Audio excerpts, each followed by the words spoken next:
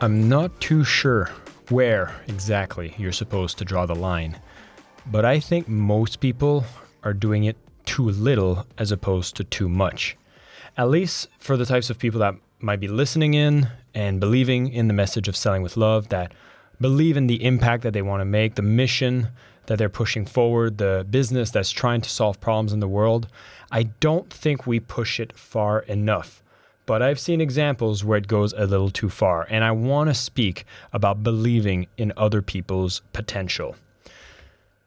Oftentimes in sales, even before we have a conversation with the potential prospect, potential client, we often pass judgments as far as who that person is, how they're going to apply the product or service that we're giving to them, and if they're likely to have success with the purchase.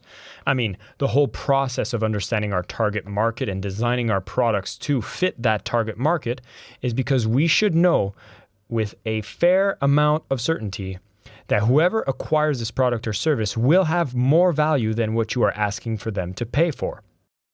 Now, we do pass judgment anyways, and sometimes you might have been in, conversations with somebody who perhaps you're doubting that they will be successful with your product and service. Perhaps you're wondering if you should even sell the product to them.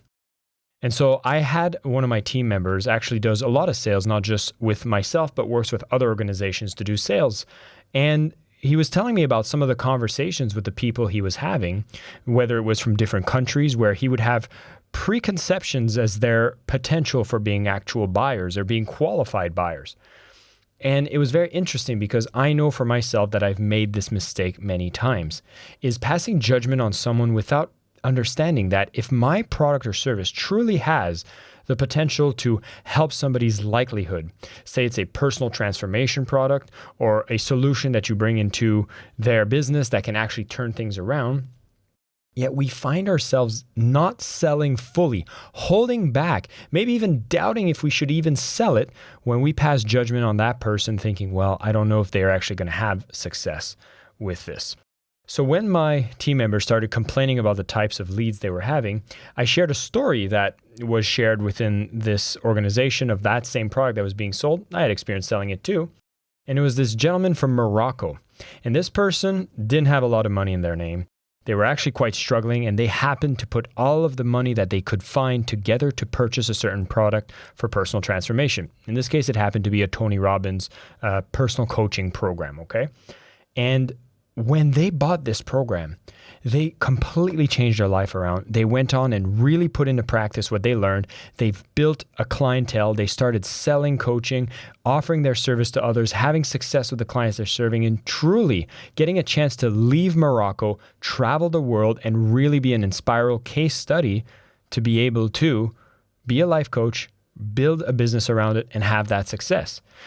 Now, if that person on the other side that was selling to them would have passed judgment saying, oh, they're from Morocco, they said they didn't have that much money, maybe I shouldn't sell it too hard to them, it begs the question, is us having doubt in other people's potential actually holding us back from changing people's lives?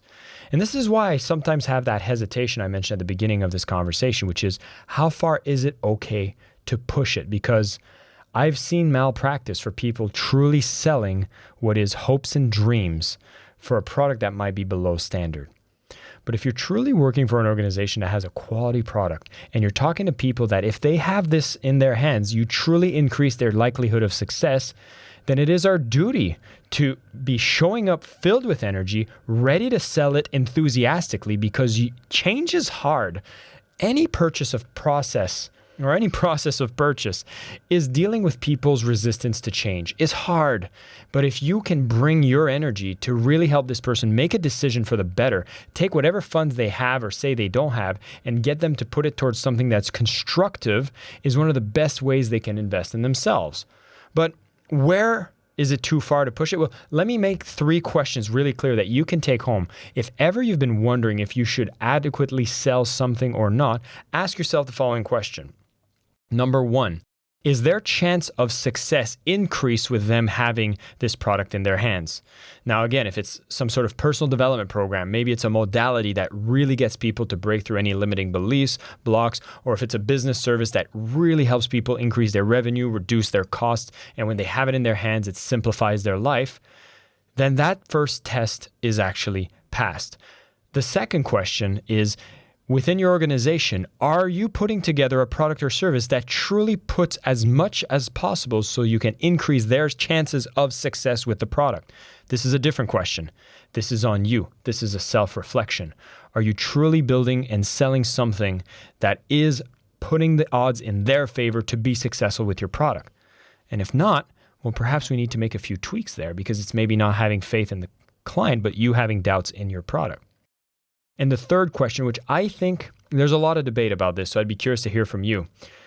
I think that any organization that is truly trying to sell as much as possible an impactful product should have compassionate policies in place that are non-predatory. What I mean by that, refund policies, compassionate policies that give you a few days so that people that have made the purchase can think about it.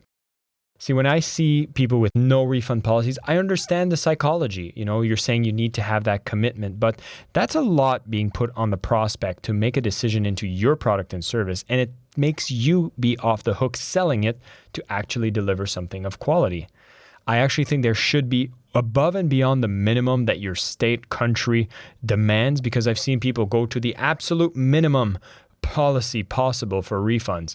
And the fact is if you can actually get people to make a deposit, make a purchase, even with the refund policies in place, it's then up to you to over-deliver. Yeah, you might have one or two people that'll take advantage of your policies. So what? You're going to show up, you're going to deliver, and you're going to be somebody getting much more clients because those policies are in place, and you're going to sleep well at night for every sale that you make. In my book, I speak about rational sabotage, where people say, well, I always leave it up to the person to buy. But again, we're dealing with the process of change. We have to go out and be, I'm afraid to say the word, but I'll say it anyways. We want to be pushy a little bit. Nobody willfully goes to the gym if they're trying to build a new habit. And I will always drag someone. Matter of fact, my partner this morning, I did not want to get up and go to the gym. And she's like, come on, we made the commitment. Let's go. We're not going to give up on this. And I said, fine. That's being pushy, and I appreciate it. And once it was done, I was glad I did it. The same goes for when you're in the sales process. So yes, it demands you to be firm, confident, and believing in the person you're selling to that they will have success with your product and service. So don't discredit people even before having a conversation. Show up with the right energy, believing that this is the perfect person with your product that will have massive success with it. And again, ask yourself those three questions. Are you truly seeing that their odds of success are going to be better once they have your product? Are you doing everything possible to make sure they can be as successful as possible with your product? And of course, do you have favorable policies in place so that it is non-predatory and there is a way for them to back out if you realize you might have been talking to the wrong prospect? And with that, I want you to be out there, sell boldly, believe in the prospects, believe in yourself, and of course, keep selling with love. But I'm telling you, most of you listening to the show are probably not pushing it strong enough or believing in the people enough. And so I want to give you permission to truly go out there and sell powerfully.